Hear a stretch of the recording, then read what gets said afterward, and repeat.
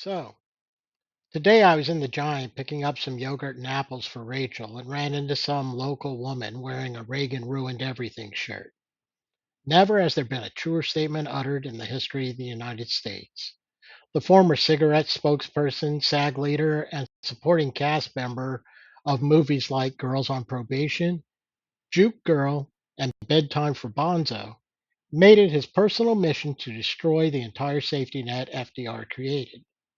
He planted the poisonous seeds every Republican and Alyssa Salkin has revered for 40 years. Now you and I are stuck trying to kill those fucking plants every day. Just look at his face there. That is an angry man with a primate. We should have known he was evil from the get go.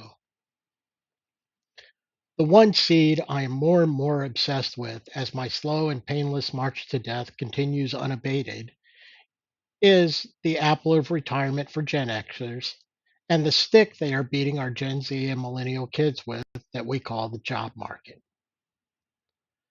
In 1981, some dude named Ted Bennett introduced us to the concept of the modern 401k plan.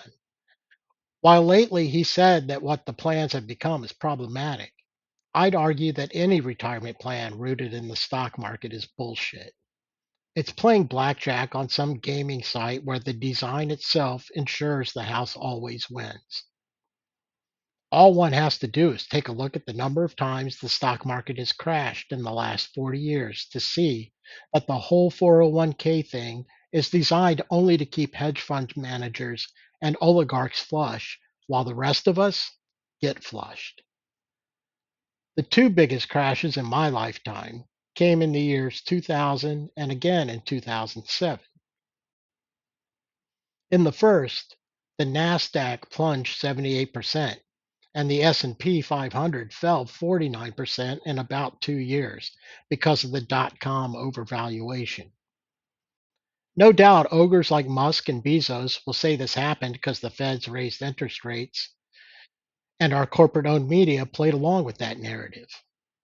All the banks got bailout funds to stabilize the market. You know who didn't get a bailout? The employees like me who were forced to invest in the market through their 401k plans. Move forward 7 years, a lot of things changed for me personally. All three kids were born by then, and I had switched jobs a couple times. Before you ask, yes, I was still participating in company sponsored 401k plans. I bought into the myth and did my due diligence to keep the retirement funds growing. In 2007, the housing bubble burst and the S&P dropped a total of 54% over the course of 2 years. Again, everyone's 401k investments took a pretty big hit.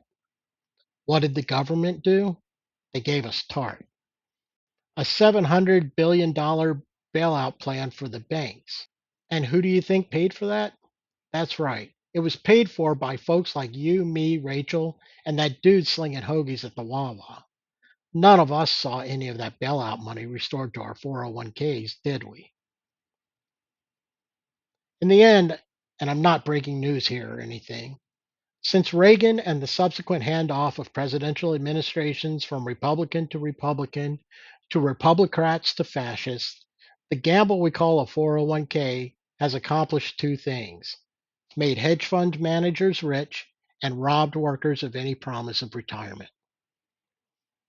Now, I want to veer off and take a look at the current job market.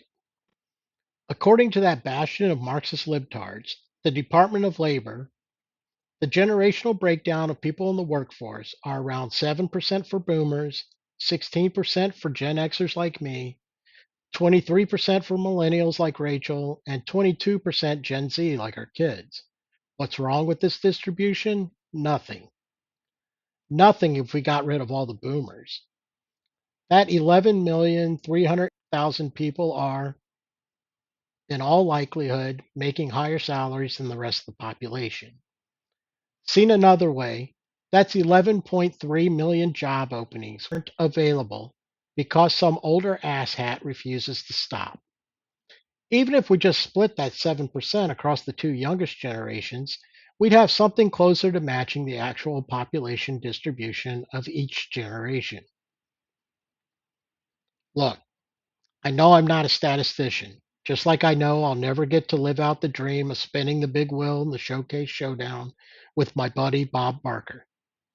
The point I'm trying to get across, if we were smarter about this as a country, everyone would be better off. But what is the answer? For me, the answer is two pronged. First, we remove the cap from Social Security contributions completely. Doing this will, as Uncle Bernie says, be not to cut Social Security. We've got to expand Social Security benefits and extend the solvency of Social Security for the next 75 years. And the way to do that, as most of you know, is to simply lift the cap on taxable income so that the wealthiest people in our country start paying their fair share of taxes. Right now, a billionaire, some guys making zillions of dollars every year, pays the same amount into Social Security as someone who makes $176,000 a year. If we end that absurdity, we could expand Social Security benefits by $2,400 a year, lift millions of seniors out of poverty, and make sure that Social Security is solvent for generations to come without raising one penny in new taxes on the bottom 91% of Americans who make less than $250,000 a year. And I've introduced legislation to do just that. God, I love that old man. With the expanded benefits, we can guarantee a minimum monthly income for all retirees, not solely based on what they made during their working years, but through some combination of funding that allows retirees to maintain their standard of living throughout their lives. The other prong is actually two. Yeah, I know, I lied again. But I promise it's less convoluted than that ham fisted statistical analysis I tried a minute ago. Basically, the idea is we enforce a national retirement age on everyone. I'm okay with going with 67, maybe even 68, but in no way should we be forced to work into our 70s and beyond because the 401k we invested in went belly up in the upcoming AI bubble burst. Now, before my parents, and possibly yours too, start screaming and yelling, "That's age discrimination," I will calmly state it is not. Every do gooder wannabe on the fascist side of politics has been telling us that volunteerism is God's work or a thousand points of light. I forget the nomenclature now. There's nothing stopping your dad or mine from mentoring younger workers as a way to keep the communal knowledge of their trade, business, whatever, from dying with them. If they have enough money to live off of comfortably, then continuing to wake up at 6 to catch the train to work 5 days a week seems less appealing to me, at the very least. What else would we gain by a national enforced retirement age? I'm just going to throw this up and give you a minute.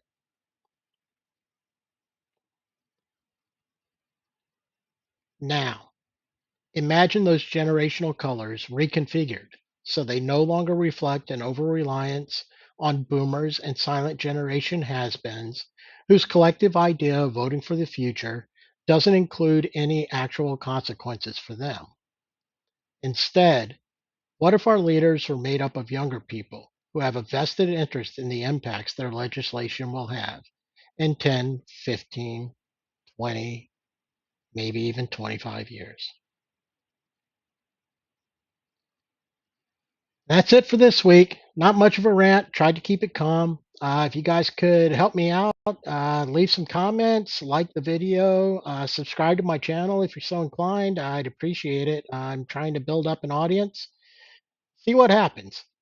So, again, if you could just hit all the buttons, leave me a comment or two, tell me I'm full of shit, that would be okay too. All right. Thanks, everyone.